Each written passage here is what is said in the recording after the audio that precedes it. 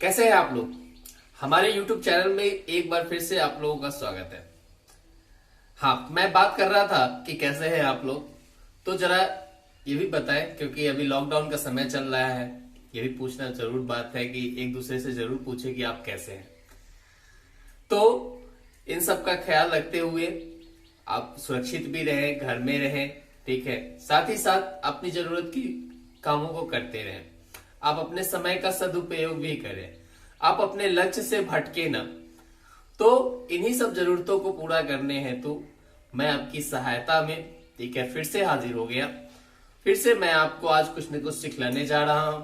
मैंने कुछ प्रॉब्लम्स कल बताया था जो एक्सपेंडिचर मेथड पे बेस्ड था। इनकम मेथड भी मैं ऑलरेडी पढ़ा चुका हूं, नेशनल इनकम अकाउंटिंग का। अब हम बात करेंगे एक लास्ट मेथड की, जो है हमारा वैल्यू एडेड मेथड, और उस पर बात करेंगे जो सबसे लास्ट मेथड है। इसके बाद कुछ और बेसिक पॉइंट्स है, और तब जाकर ये हमारा पहला जो यूनिट समझिए तब, या पहला चैप्टर समझिए तब ये समाप्त हो जाएगा। लेकिन वैल्यू एडेड मेथड को डिस्क्राइब करने से पहले हम चाहेंगे कि आप इससे पहले जो एक्सपेंडिचर मेथड या इनकम मेथड के जो प्रॉब्लम्स है आप उसको बहुत अच्छे तरीके से डील करें, क्योंकि ज्यादातर एग्जामिनेशन में जो सवाल आते हैं वो इनकम मेथड या एक्सपेंडिचर मेथड के सवाल आते हैं। तो आप पहले कोशिश करें कि उन सारे सवाल को सॉल्व करें। इसलिए आज मैं आपको, ठीक है, एक्स्ट्रा कोई न्यूमेरिकल प्रॉब्लम बनाने के लिए नहीं दूंगा, सिर्फ मेथड डिस्क्राइब करूंगा, मेथड्स को बताऊंगा, और उसके बाद जो आप वर्क पहले से कर रहे हैं उसी वर्क को आज भी आप कंटिन्यू करेंगे। चलिए हम बात करते हैं वैल्यू एडेड की। इस मेथड में बेसिकली हम डिस्क्राइब करने से पहले एक हमारे पास एक बार बार एक समस्या खड़ी होती है, जिसको हम लोग कहते हैं प्रॉब्लम ऑफ डबल काउंटिंग। ये प्रॉब्लम ऑफ डबल काउंटिंग क्या होता है? तो जब एक ही गुड्स का वैल्यू अगर बार बार ऐड अगर होता है, एक ही गुड्स का वैल्यू अगर बार बार हम रिपीटेडली ऐड करते हैं, तो इसे हम लोग कहते हैं प्रॉब्लम ऑफ डबल काउंटिंग। अब ऐसे आपको ये समझ में नहीं आया होगा, लेकिन इसको हम थोड़ा सा एग्जांपल्स के थ्रू एक सिलसिलेवार तरीके से आपको समझाते हैं। है क्या कि जैसे सपोज कीजिए किसान ने अपनी रिसोर्सेज का यूज किया, on their use of own resources like land, seeds, fertilisers, ठीक है, हिज लेबर, और उसकी सहायता से वह वीट उपजाया, ठीक है। और उस वीट को उसने वह क्या किया, 2000 रुपए में फ्लोर मिल वाले को बेच दिया। अब फ्लोर मिल वाले ने क्या किया कि उस वीट को फ्लोर बनाकर, यानी कि आटा बनाकर क्या किया, वह आगे 2500 में, ठीक है, बिस्किट वाले को या बेकरी वाले को बेच दिया।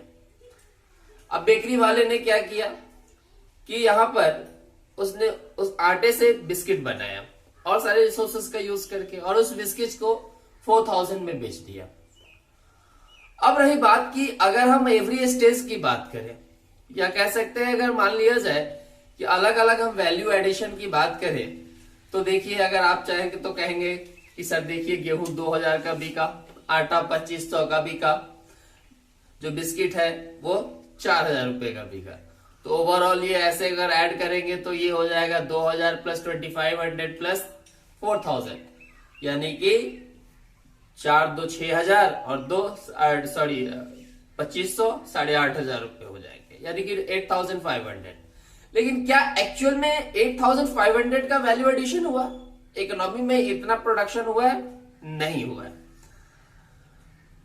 अब देखेंगे कि देखिए हर एक जो लोग हैं वो प्रोडक्शन एक्टिविटी में है, हर जगह कुछ ना कुछ प्रोडक्शन हो रहा है, चाहे वो फार्मर कर रहा हो, चाहे वो फ्लोर मिल वाला कर रहा हो, चाहे वो बेकरी वाला कर रहा हो। लेकिन अब जो देखेंगे कि बहुत सारे ऐसे हैं, जैसे मान लिया फ्लोर मिल वाले के लिए जो इनपुट है वो फार्मर का आउटपुट है, और जो बेकरी वाला है उसके लिए जो इनपुट है वह फ्लोर मिल वाले का आउटपुट है। आउटपुट, इनपुट यहां पर कहने का मतलब रॉ मटेरियल के तौर पे वो यूज कर रहा है, उसको परचेस करके ला रहा है। तो यहां पर उसके द्वारा नेट वैल्यू एडिशन कितना हुआ? तो फार्मर ने नेट वैल्यू एडिशन किया कितने का? तो 2000 रुपए का, क्योंकि वह उसके, अब उसके पीछे भी कुछ इनपुट्स होंगे तो वो भी उसके द्वारा घट जाएगा। अब फ्लोर मिल वाले का नेट वैल्यू एडिशन अगर वो कहेंगे, क्योंकि वो 2500 उसका आउटपुट का वैल्यू हुआ तो 500 उसका एडिशन हुआ। उसी प्रकार बेकरी वाले का, क्योंकि वो 2500 रुपए खरीद कर लगाया था तो एक्स्ट्रा उसने कितना लगाया या कितना एडिशन किया, तो मात्र 1500। तो ओवरऑल अगर हम वैल्यू एडिशन की बात करें तो 2000 किसान का, 500 फ्लोर मिल वाले का और 1500 किसका, बेकरी वाले का। तो कुल मिलाकर ये हो जाएंगे 4000, यानी कि नेट जो वैल्यू एडिशन हुआ वो कितने का हुआ, याद बोलिए 4000, यानी कि 4000 का। अब इसको आप 200 में से ये भी देख सकते हैं कि इसका जो अंतिम प्रोडक्ट था बिस्किट, उसका भी वैल्यू 4000, और हम जब इस तरीके से इसको जोड़ के लाए तो ये भी 4000। तो डबल काउंटिंग एरर को समझने के लिए या इसको अवॉइड करने के लिए we have two methods. First one, क्या तो आप वैल्यू एडिशन मेथड के साथ जाए या फिर फाइनल प्रोडक्ट मेथड के साथ जाए। वैल्यू एडिशन मेथड का मतलब क्या हुआ कि एवरी स्टेज पे जो नेट वैल्यू ऐड हो रहा है उसको आप क्या करें, निकालें, और बाकी जितने भी वैल्यू एडिशन हुआ है उन सबको सम टोटल कर ले, जो अभी हम पिछले एग्जांपल में किया है, किसान के द्वारा या फिर फ्लोर मिल के द्वारा या फिर बेकरी वाले के द्वारा। और दूसरा तरीका यह है कि जो अंतिम प्रोडक्ट बना है, यानी कि जो जिसका फाइनल यूज हो रहा है, आप सिर्फ उसी की वैल्यू को ले, बाकी वैल्यू को छोड़ दें।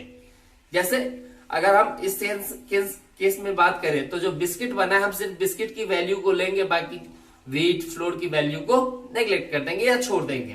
तो बिस्किट की वैल्यू को लेते हैं तो फाइनल जो प्रोडक्ट बना उसकी वैल्यू कितनी, 4000। और दूसरी बात अगर हम बात करें कि अगर हम वैल्यू एडिशन की बात करें तो किसान के द्वारा वैल्यू एडिशन जो प्रोडक्शन एक्टिविटी में इन्वॉल्व है, या फिर फ्लोर मिल वाले के साथ या फिर बेकरी वाले के साथ, सबके द्वारा जो नेट वैल्यू एडिशन किया जा रहा है उस नेट वैल्यू एडिशन को हम लोग काउंट करके क्या कर सकते हैं, हम ओवरऑल निकाल सकते हैं कि वैल्यू एडिशन ओवरऑल हुआ कितना। तो इसके द्वारा आप प्रॉब्लम ऑफ डबल काउंटिंग को समाप्त कर सकते हैं। हम थे कहां, तो हम बात कर रहे थे वैल्यू एडिशन मेथड के बारे में। तो हम उसी वैल्यू एडिशन को, आप लोग डेफिनेटली बहुत हद तक समझ गए होंगे कि ये वैल्यू एडिशन क्या होता है।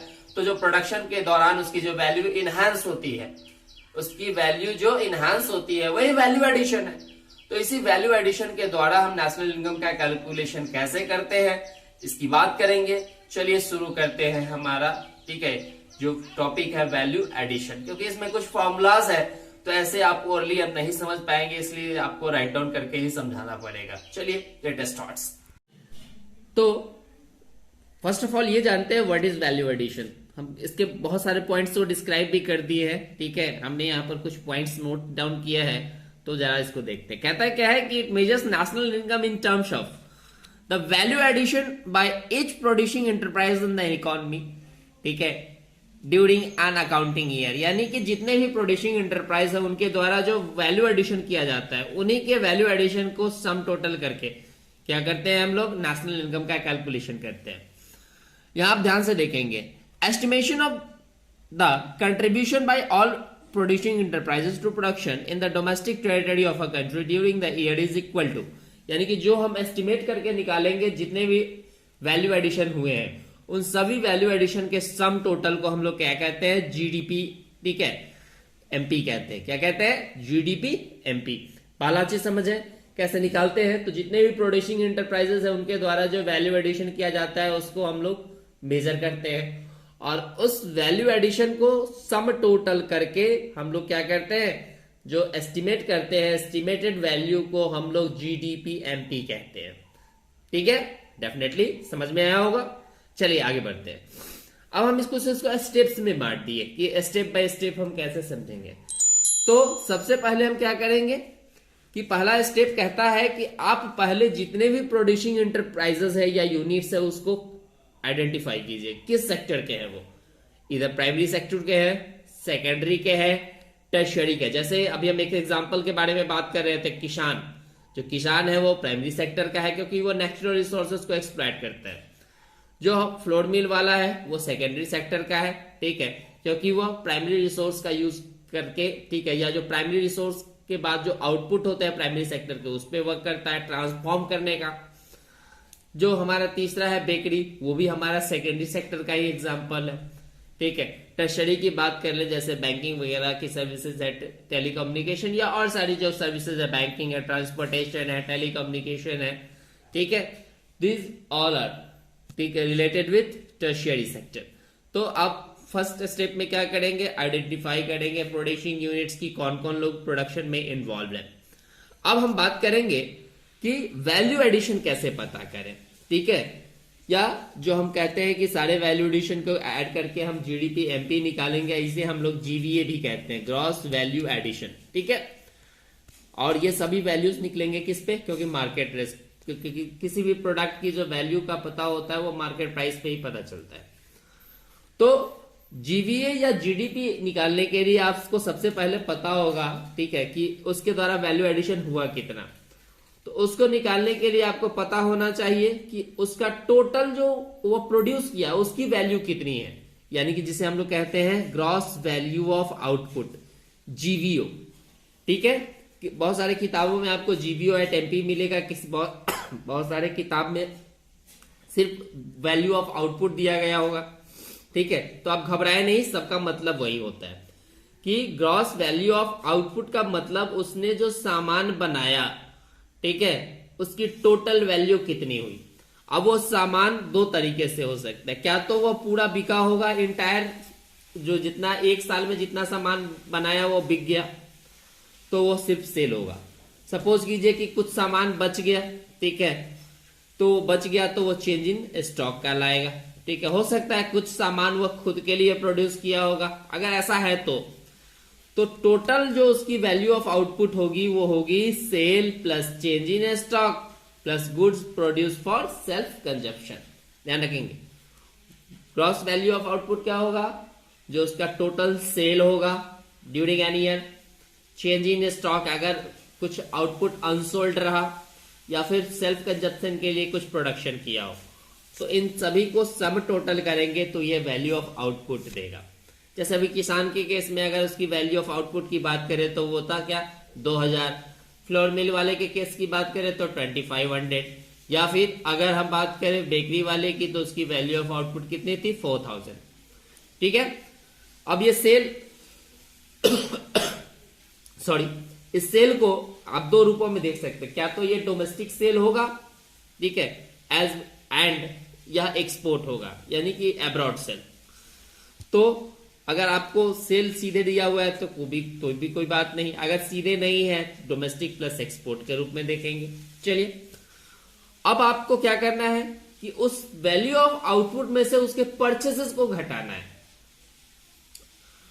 यानी कि वह कहां से खरीद कर ला रहा है, जिसको हम लोग इंटरमीडिएट कंजप्शन कहते हैं, ठीक है। क्या कहते हैं उसको, इंटरमीडिएट कंजप्शन, शॉर्ट में कहते हैं आईसीए।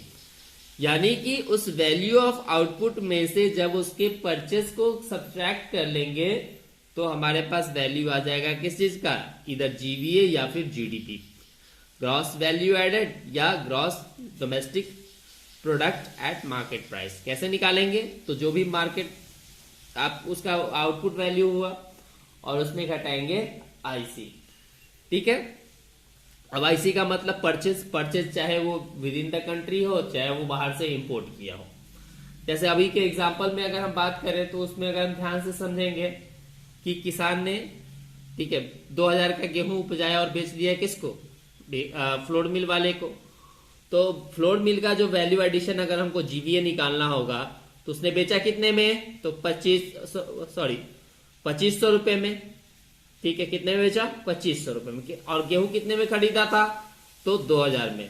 तो उसका जो वैल्यू एडिशन होगा जीवीए वो होगा 2500 माइनस 2000, उसके द्वारा जो जीवीए आया वो कितना आ जाएगा 500। कैसे निकालेंगे, तो जो उसकी वैल्यू ऑफ आउटपुट है और जो उसका परचेजेस है जिसे हम लोग इंटरमीडिएट एक्सपेंस कहते हैं, और इस तरीके से आप क्या निकाल लेंगे, जीवीए या फिर जीडीपी, सेम उसी को कहते हैं। अब जब आपके पास एक एग्रीगेट आ गया जीडीपी या जीवीए तो आपको पता ही है कि आप बाकी सारे एग्रीगेट्स को निकाल सकते हैं। चलिए हम निकालते हैं।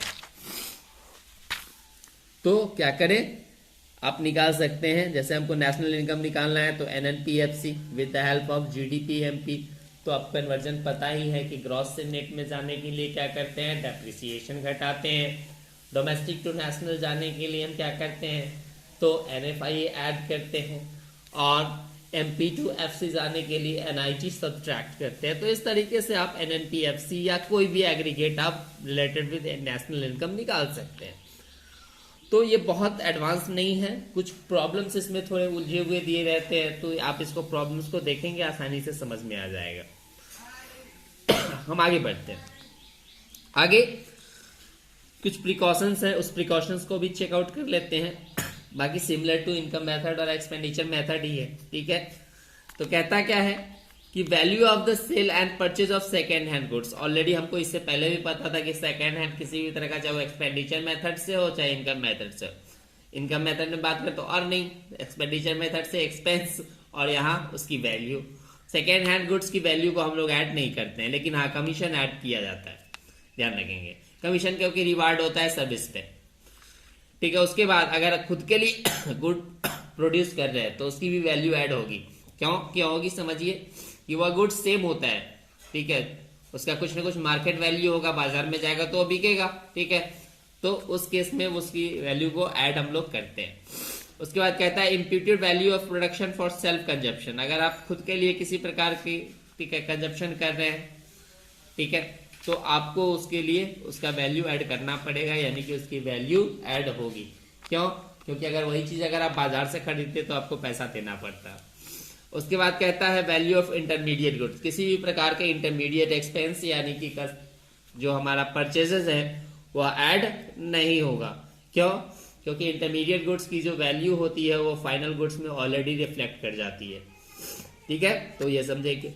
उसके बाद इम्प्यूटेड रेंट, जैसे अगर कोई सपोज कीजिए कि कोई अपने ही बिल्डिंग में प्रोडक्शन एक्टिविटी कर रहा है तो वह उसका इम्प्यूटेड रेंट मेंशन करेगा। क्यों, क्योंकि अगर, ठीक है, बिल्डिंग है, चाहे वो कोई भी पर्पज से, अगर सेल्फ पर्पज से यूज कर रहे हैं तब, चाहे मार्केट पर्पज से यूज कर रहे हैं तब, उसको यूज करना ही करना होगा। उसके बाद services of self consumption are not consume. अब ध्यान रखिए, गुड्स अगर लेते हैं तो वो सेल्फ कंजप्शन में ऐड होगा, लेकिन सर्विसेज नहीं होगा, क्योंकि सर्विस की वैल्यू को डिफाइन करना बड़ा मुश्किल होता है, इसका एस्टिमेशन। जैसे सपोज कीजिए कि किसी हाउस वाइफ की सर्विस है घर में, तो उसकी सर्विस को आप कितना वैल्यूएशन दे सकते हैं, क्योंकि वो तो 24/7 आपकी हेल्प कर रही है, आपकी मदद कर रही है, आपके लिए कर रही है। तो उस केस में उसकी वैल्यू डिफाइन करना जरा संभव नहीं होता है, इट इज वेरी डिफिकल्ट। तो इन दैट सिचुएशन आप सर्विसेज का एस्टिमेशन नहीं करेंगे और गुड्स का एस्टिमेशन करेंगे, क्योंकि वो गुड्स की एक सर्टेन मार्केट वैल्यू होती है, ठीक है। तो इस तरीके से आप इसको समझेंगे, आज देखेंगे, इस मेथड को समझेंगे। बहुत मेथड आसान है, बहुत एडवांस है नहीं। और जब इस मेथड को आप भली बात समझ लेंगे तो हम कल इस पे कुछ प्रॉब्लम्स की बात करेंगे। कुछ प्रॉब्लम से एक ही दिन में इस पे सारे प्रॉब्लम्स आप सॉल्व भी कर लेंगे। जब सॉल्व कर लेंगे तो कोशिश करेंगे कि इसको हम आसानी से आगे बढ़ सके। तो कुछ हम बेसिक क्वेश्चंस, रीजन वाले क्वेश्चंस पे डिस्कशन करेंगे जो एग्जामिनेशंस में अक्सर पूछे जाते हैं, और तब जाकर हम इस चैप्टर के जो नेक्स्ट 2 पॉइंट्स हैं उस पर हम डिस्कशन करेंगे। चलिए, तब तक के लिए इतना ही रहने देते हैं। आप घर पे रहें, सुरक्षित रहें, टेक केयर एंड बाय।